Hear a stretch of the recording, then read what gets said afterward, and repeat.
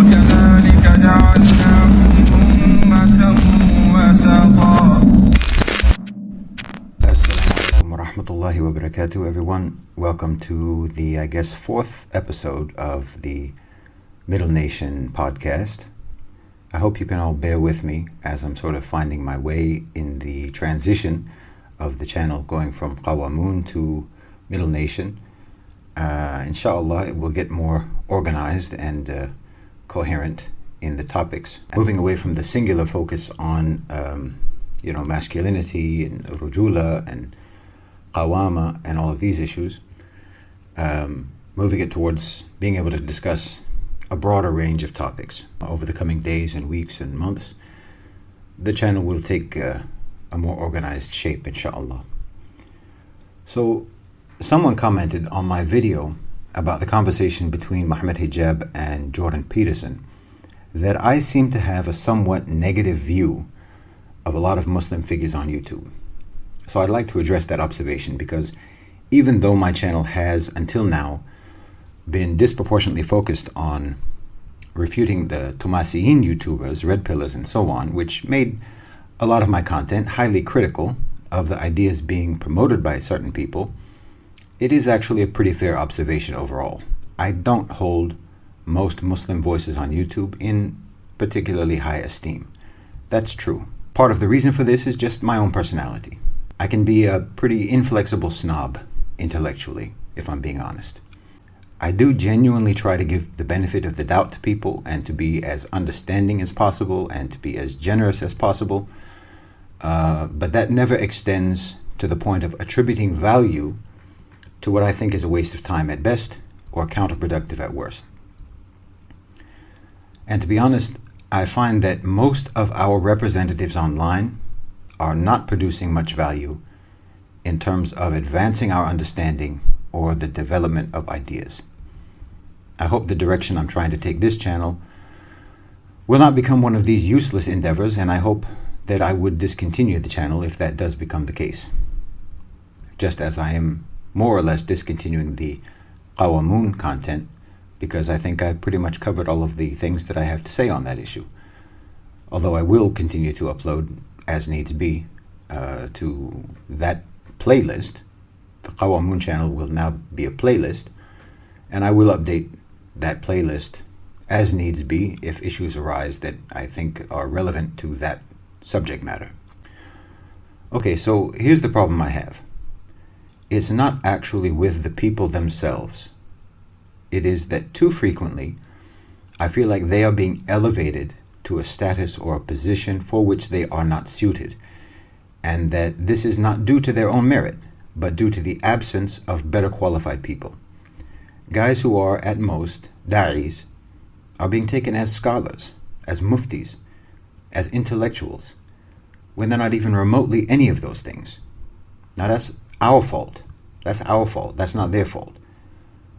We're the ones who are assigning these traits to them or assigning this role to them for which they're not qualified. That's our problem.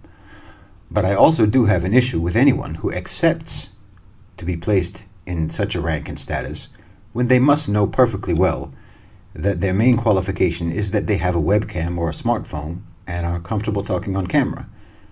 But they don't actually know more than the rest of us.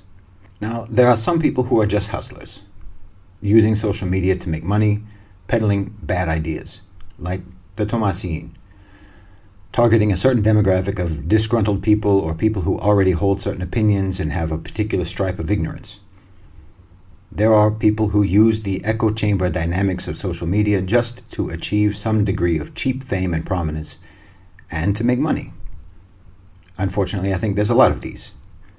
But there are also well-intentioned people out there who want to use their platforms for da'wah and so on, even if they are not themselves particularly knowledgeable and their content is not really adding anything new that has not been said before. I mean, like, I haven't seen any recent debates with atheists or Christians or ex-Muslims that are not basically just regurgitating the points and arguments made decades ago by Ahmed Didat or Zakir Naik, but they are trying to do something useful. And then there is this massive number of people who are a little bit of both.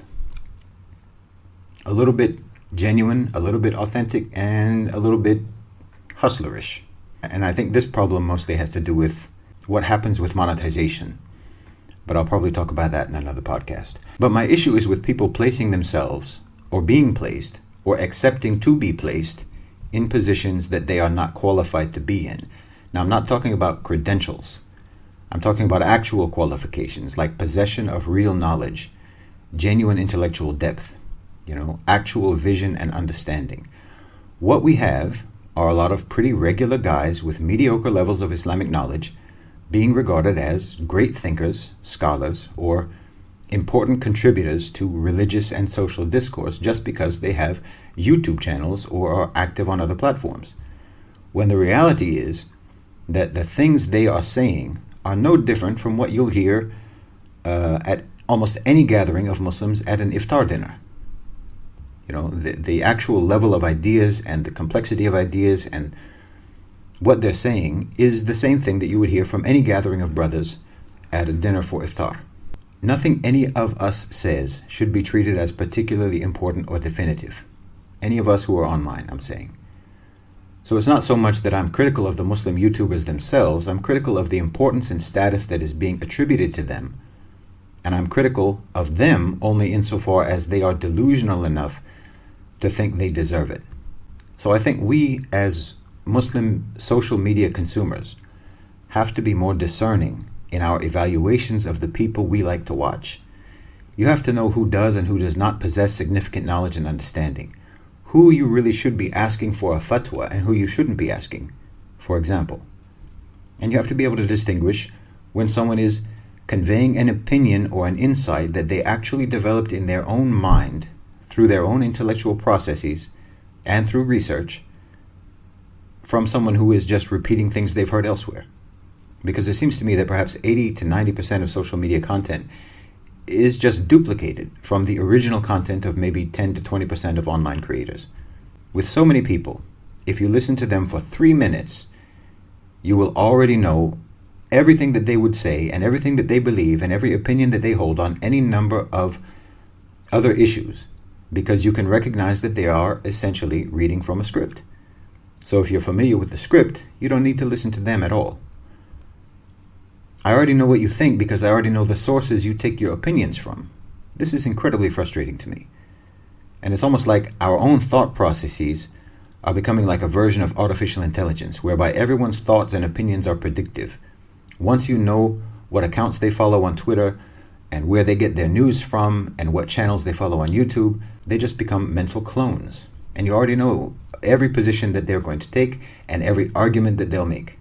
We are letting ourselves down very badly when we approach our intellectual lives this way, and when we approach our religion this way. One of the most serious vulnerabilities anyone can have, one of the most reliable weaknesses that manipulative people target in us is predictability.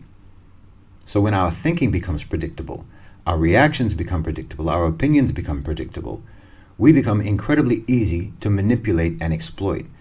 And our greatest defense against this is authentic, honest, original thought and analysis. The kind of thinking that has come to be called outside the box thinking, as if thinking inside a box is just supposed to be the default. As if you're just supposed to automatically accept the parameters of opinion that have been given to you, the framework of discussion, the way issues have been presented. And you're not expected to use your mind independently and analyze information or opinions outside the dictates of standard conformity. But that's exactly what we have to do.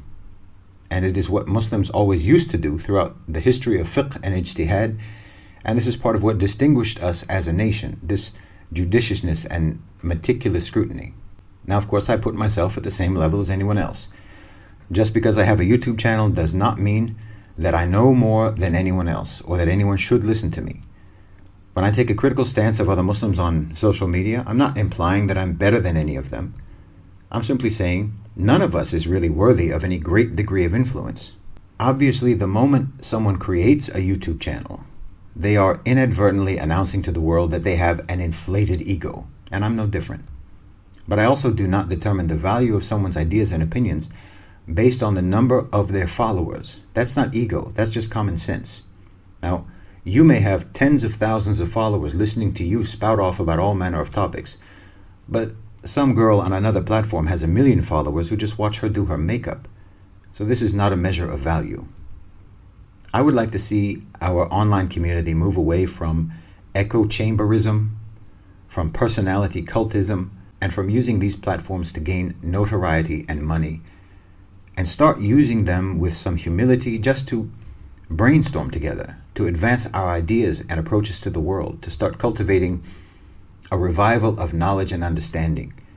Knowledge that is more like a factory than a warehouse. Usable knowledge. Knowledge that produces value. And not just to gain respect and personal prestige and influence, but to move us forward as an ummah.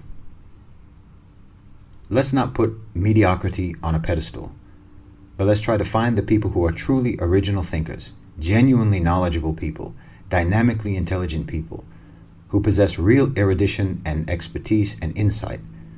And let's not settle for less, nor pretend that less is more than it is. Jazakum Allahu khairan wa assalamu alaikum.